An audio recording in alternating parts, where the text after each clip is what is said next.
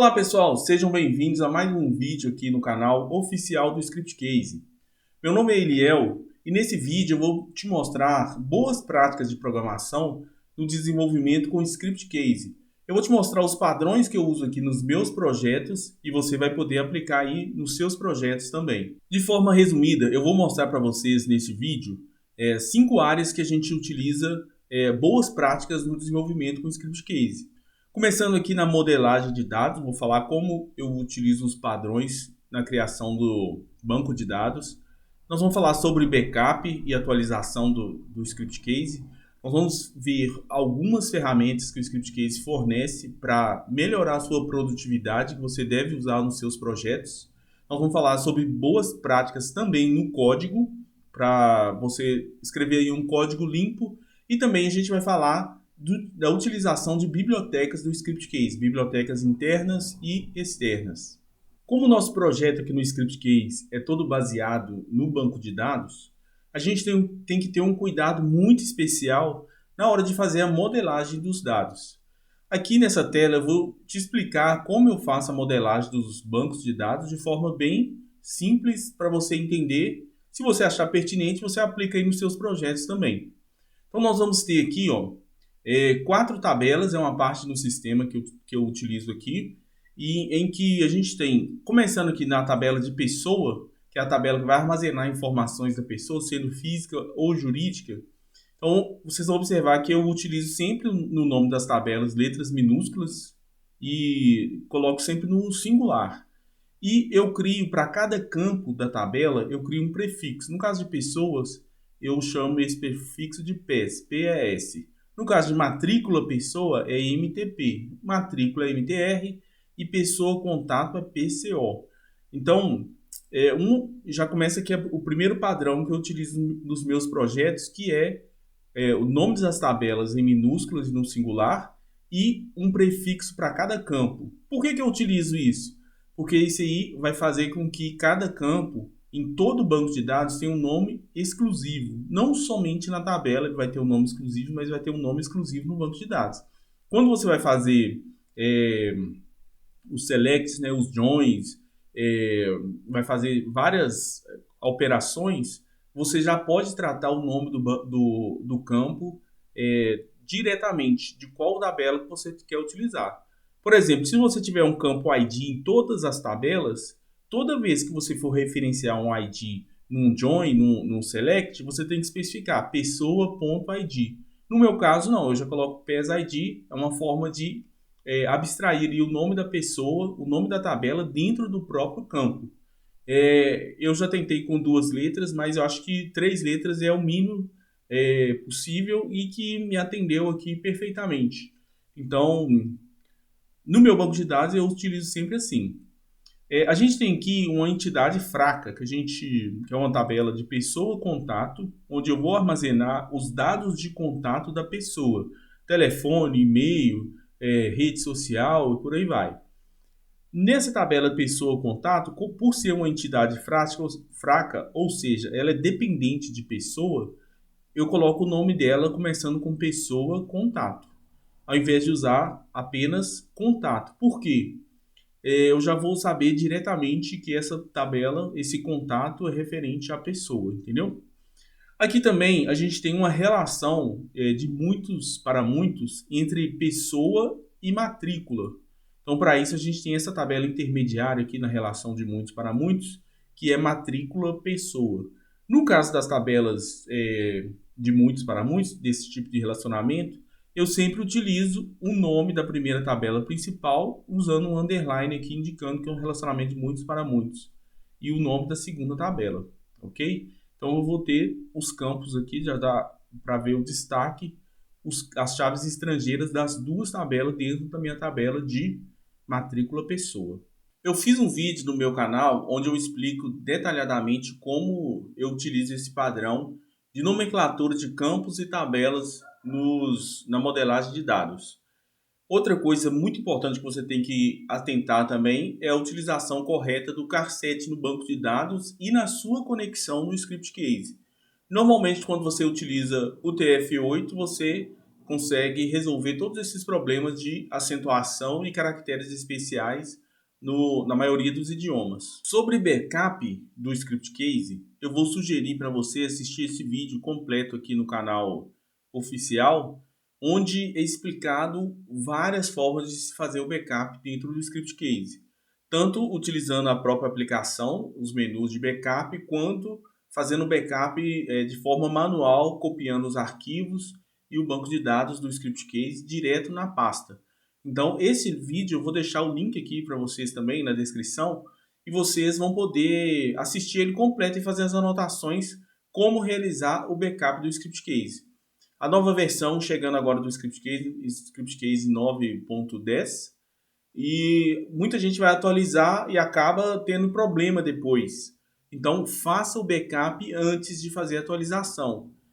No meu caso, eu copio a pasta de instalação do Script Case, a pasta completa, copio a pasta, faço uma cópia dela compactada, aí eu faço a atualização do Script Case. Se der qualquer problema, só basta eu excluir a pasta que foi atualizada e recuperar a pasta antiga novamente, que o problema resolve. Então eu sugiro que você faça dessa forma. Se você tiver um outro ambiente onde você pode fazer a instalação da versão atualizada, seria o ideal para você. Mas sempre faça o backup, não só dos projetos, mas também da própria instalação do Script Case. E quando você for atualizar o projeto em produção, tome cuidado também, dependendo, você faz um outro ambiente de homologação, onde você vai publicar as versões atualizadas para ver se houve alguma coisa que está quebrada. Tudo certinho, você vai lá e atualiza o projeto em produção para você evitar que seus clientes fiquem sem utilizar o sistema por causa de atualizações. Fiquem atentos a isso, sempre façam backup, façam várias cópias de backup e principalmente teste o backup também. Às vezes você faz o backup e não faz um teste para saber se o backup foi feito corretamente. Então é importante que você teste também o backup para evitar de que você, depois que fez o backup, descobre que o backup não serviu ou ocorreu algum erro durante o processo de backup e aquele arquivo não serve para ser restaurado. Em relação aos backups do banco de dados, eu normalmente utilizo o MySQL, né, ou MariaDB. O melhor caminho aí é você utilizar uma cron que vai fazer o dump do banco de dados de forma periódica. Então, você pode configurar isso facilmente. Nesse vídeo aqui hoje, eu vou mostrar apenas de forma genérica como funcionam os processos. Se você achar interessante fazer um vídeo específico explicando detalhadamente essas formas de backup ou para a criação do dump do banco de dados, você pode postar aqui nos comentários que a gente vai estudar para elaborar o vídeo de acordo com a sua necessidade. Aqui no nosso projeto, eu vou mostrar para vocês 3 ferramentas aqui que o próprio Script Case fornece para a gente, que vai ajudar muito aqui no desenvolvimento. A primeira aqui, histórico de versões. Ela permite que você crie versões dos seus aplicativos para que uma não interfira na outra. Alterações que você fizer em uma versão não vai interferir na outra. E você pode ir fazendo a incrementação das versões de acordo com o seu desenvolvimento. Outra coisa interessante aqui são os valores padrão. Dessa forma aqui, você definindo o padrão dos valores das aplicações, quando você for criar as aplicações, elas já vêm com vários valores definidos. Principalmente aqui, ó, por exemplo, na consulta, uma das coisas que eu sempre uso aqui é a posição aqui da barra de ferramentas, que é um negócio que sempre a gente precisa fazer um ajuste. Eu, por exemplo, eu gosto de deixar o recarregar do lado esquerdo. Então aqui eu já posso definir esse padrão aqui, pegar o recarregar e posicionar ele lá em cima. Todas as consultas que eu criar a partir de agora já vai vir com essa configuração específica. Outra coisa que é bem interessante é a edição expressa de aplicações, onde você pode fazer configurações em várias aplicações. Nesse caso você pode escolher todas ou selecionar as aplicações específicas. Aí você define as aplicações que você quer alterar e aqui na tela você tem uma série de configurações que você pode fazer de forma no atacado, né, digamos, para todas essas aplicações. Você pode aplicar template, tema, botões, configuração da conexão e por aí vai. Então isso aqui vai deixar o seu desenvolvimento muito mais fácil, né? Se você precisar fazer alterações, fica muito mais simples e direto. Uma boa ferramenta que também vai ajudar, principalmente quando às vezes você faz uma alteração na aplicação e acaba perdendo. Você vem aqui em configurações, administração, e nas configurações padrões do sistema, a gente vai ter aqui, ó, quantidade de cópias automáticas das aplicações. A gente tem 10 como padrão. Você pode aumentar isso aqui para 20, por exemplo. É o padrão que eu utilizo. Por quê? Ele vai permitir que você possa vir aqui nesse menu restaurar aplicações e você pode escolher uma aplicação qualquer aqui e escolher uma versão dela que foi criada. De acordo com que você vai salvando as alterações, você vai modificando a aplicação, ele vai criando pontos de restauração que permite que você retorne essa aplicação a um estado anterior. Então, faça essa configuração aqui, eu coloco 20 nos meus, que eu vou ter 20 cópias anteriores da aplicação, permite que eu restaure. E se caso necessário, a gente vem aqui, aplicação, restaurar aplicações. Uma ferramenta também muito importante para a gente utilizar são os códigos rápidos. Ele permite que você já deixe predefinido aqui, tanto a nível público, ou seja, para todos os usuários, quanto a nível de usuário, ou seja, os meus próprios códigos rápidos eu posso criar aqui. Ele permite que eu defina alguns códigos que eu sempre estou escrevendo. Vamos supor, um que eu uso aqui é o de fazer o select numa tabela. E então ele vai ter aquele processo lá de criar uma variável do tipo, uma variável chamada SQL com o texto, né, select, alguma coisa, from e tal. E embaixo ele faz a macro de sclookup, sclookupfield, etc.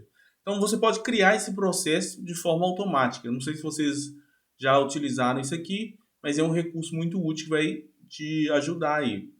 Muitas coisas, pessoal, você precisa fazer com antecedência.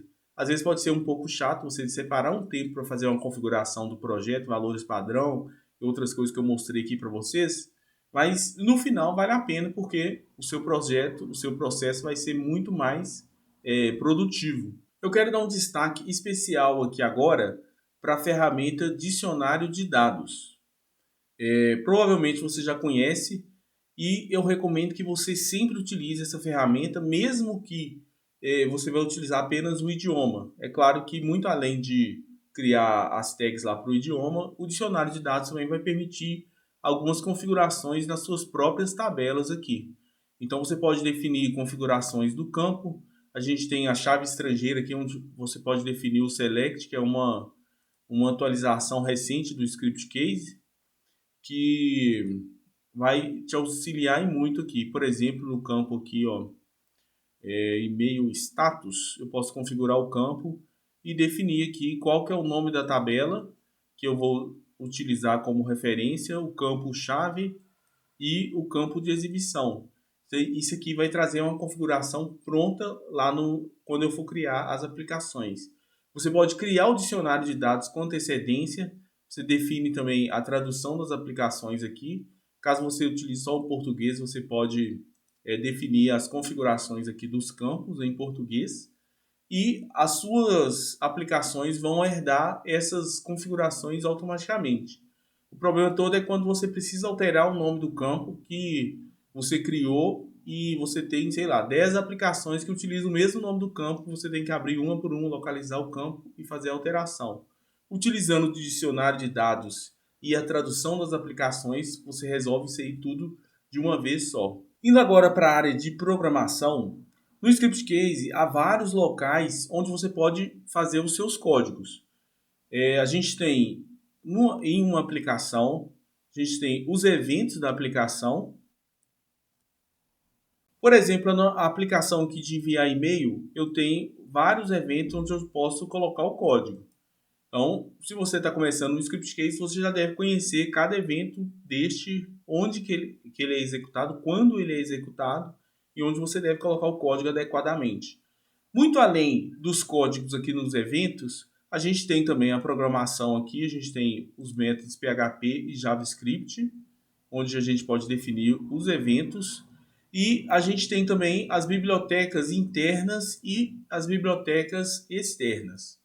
Então, já para explicar essa parte aqui das bibliotecas, normalmente a gente utiliza a biblioteca externa para códigos onde você vai utilizar vários arquivos, principalmente se você for baixar alguma biblioteca do GitHub, por exemplo, para aplicar no seu projeto, você pode fazer o download dela lá e subir os arquivos para dentro de uma biblioteca externa. Você vai precisar utilizar a macro para acessar essa biblioteca externa. As bibliotecas internas são códigos em PHP que você vai criar dependendo do nível aqui, público, projeto, usuário, né? Se você utilizar, normalmente a gente aplica no nível do projeto as bibliotecas que vão ser utilizadas somente nesse projeto. Se você tiver alguma biblioteca que provavelmente vai ser usada em mais de um projeto, você deve defini-la como público. Ou no usuário também, você pode aplicar em vários projetos que você utiliza. Então, a gente tem esse controle aqui de onde eu quero aplicar a minha biblioteca. Normalmente, biblioteca interna, você vai trabalhar com códigos em PHP que vai realizar tarefas específicas. Nos projetos que eu crio, normalmente, as funções que vão ser aplicadas em várias aplicações, eu utilizo uma biblioteca interna onde eu coloco todas essas funções ali dentro, de forma que todas as aplicações podem acessar essas funções na minha biblioteca interna. A biblioteca interna também, eu posso utilizar as macros de consulta no banco de dados do ScriptCase, SC Lookup, SC Select, SC Lookup Field.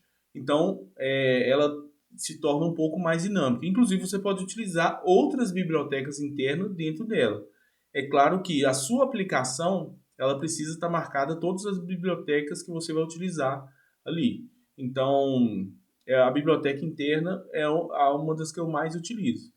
As bibliotecas externas, como já disse, eu uso mais para quando eu pego uma biblioteca de outra fonte, principalmente do GitHub, ou se eu quero colocar arquivos diferentes. Às vezes um logotipo, tem imagens, outras coisas, às vezes a biblioteca interna ela resolve melhor esse tipo de problema. PDF, algumas informações sim, você pode colocar em biblioteca interna, externa, perdão, que ela aceita qualquer tipo de arquivo. Em relação ao seu código em si, a gente tem várias boas práticas que você pode aplicar no desenvolvimento do seu próprio código. Aqui, por exemplo, nessa aplicação de enviar e-mail, eu utilizei alguns exemplos aqui que eu posso falar com vocês. Primeiro, o uso de variáveis globais. Normalmente, pessoal, a gente utiliza, eu pelo menos no meu caso, eu utilizo apenas uma variável global, no máximo duas, por aplicação. Se você precisa passar 10 variáveis globais para uma aplicação, provavelmente o seu projeto tem alguma falha ali. Por quê? Quando você separa as funções de cada aplicação, você tem os códigos encapsulados, né? Você tem a coesão, aquela aplicação executa exatamente aquela função.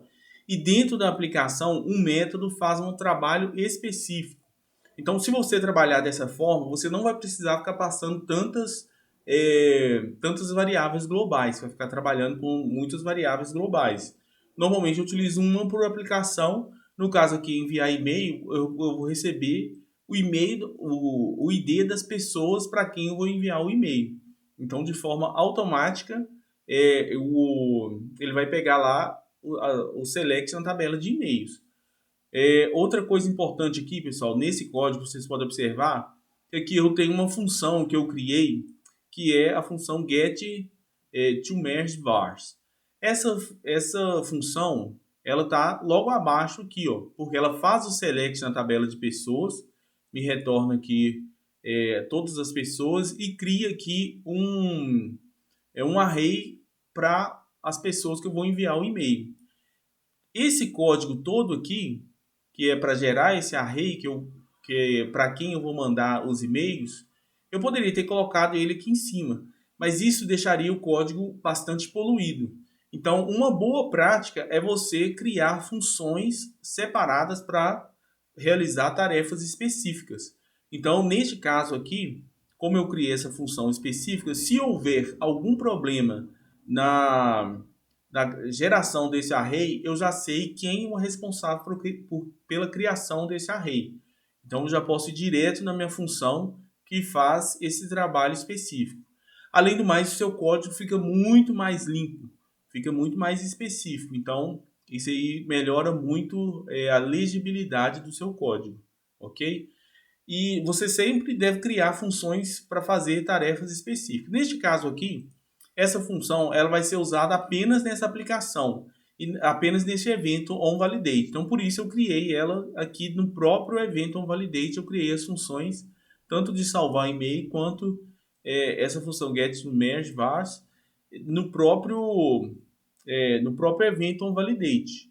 Caso essa função seja utilizada em outros eventos da própria aplicação ou botões, aí neste caso eu deveria criar ela aqui em um método PHP, ok? Então, se ela for usada na mesma aplicação em vários eventos, você cria aqui. Se for só nesse evento, você pode criar a função dentro do próprio evento aqui, né?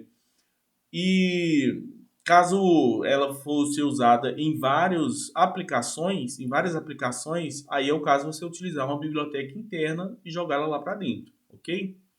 Outra coisa que é importante aqui é a indentação do código. Isso é muito importante, muitos programadores não se atentam para isso. Isso aí ajuda na legibilidade. Nos meus projetos eu procuro modularizar ainda mais. Neste caso aqui, essa variável aqui que eu crio, eu poderia criar uma outra função que chamaria essa getToMergeVars aqui e eu substituiria todo esse código aqui por apenas uma linha. Normalmente eu faço isso nos meus projetos. Aqui eu deixei assim porque era apenas um exemplo aqui. Eu utilizo também a função de configurações, onde eu crio uma tabela no banco de dados, onde eu vou armazenar configurações, para não deixar configurações, por exemplo, chave de API, no caso aqui que a gente está usando o Mandrill, para não deixar a chave de API salva dentro do código, eu armazeno no banco nessa tabela de configurações, né, de acordo com cada projeto. Então aqui eu tenho um código mais limpo, faço comentários também. Normalmente é bacana você definir, fazer uma explicação da função, o que ela faz aqui embaixo, né? E sempre deixar uma explicaçãozinha que vai fazer com que você ou outra pessoa que for dar manutenção no sistema tenha muito mais facilidade de fazer isso. Por exemplo, aqui eu deixo específico que essa função substr aqui vai retirar a última vírgula do select aqui, ó. Então isso aqui deixa o meu código muito mais fácil de ler e entender. Se você acha que é coerente o que eu estou dizendo aqui, por favor, deixa nos comentários a sua opinião. Se você aplica algum padrão aí também de desenvolvimento nos seus projetos, ou se você quer que, de repente, a gente detalhe mais alguma informação específica do que foi tratado aqui nesse vídeo, por favor, comente aqui no vídeo para que a gente possa saber qual que é a sua opinião. Se você tiver alguma dúvida em relação a este conteúdo, por favor, deixe aqui no comentário também. E a sugestão que eu dou para você, principalmente se você estiver começando no Script Case, é que você consuma os conteúdos. Primeiro, olhe a comunidade do Script Case, o fórum. Há também a documentação do Script Case, principalmente em vídeo, os conteúdos em vídeo que a gente tem feito para o canal oficial. Você vai conseguir desenvolver muitas coisas. Você pode também ver os exemplos do Script Case, olhar dentro do projeto samples que você pode importar aí no seu ambiente e ver cada aplicação como que foi feita. Isso aí vai te ajudar a amadurecer na utilização da ferramenta e ver como que outras pessoas utilizam a ferramenta.